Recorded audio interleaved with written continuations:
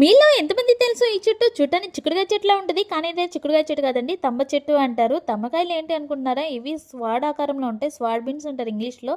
అంతేకాకుండా వీటిలో నుండి మంచి విటమిన్స్, మినరల్స్ ఇట్లా చాలా అంటే చాలా ఉన్నాయి. ఒకటి కదా రెండు కాదు, చాలా హెల్త్ బెనిఫిట్స్ ఉన్నాయి అనమాట.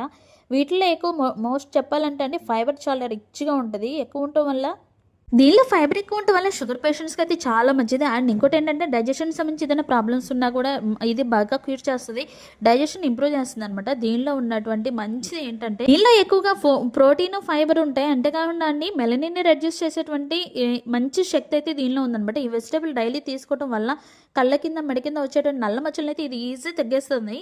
అండ్ ఇంకే కాదండి, ఇంకా అప్పుడప్పుడు షివరింగ్ వస్తుంది కదా, వణుకుడు వ్యాధి ఉన్న వాళ్ళకి కూడా ఇది తింటే చాలా తొందరగా తగ్గిపోతుందని నేనైతే చూశాను, విన్నాను కూడాను. ఇవైతే చూడడానికి ఈ విధంగా ఉంటాయి. ఒక విధంగా చెప్పాలంటే ఇది అడవి తల్లి ఇచ్చిన అమృతం అండి. నచ్చితే లైక్ చేసి షేర్ చేసి మా ఛానల్ సబ్స్క్రైబ్ చేయండి. Thank you.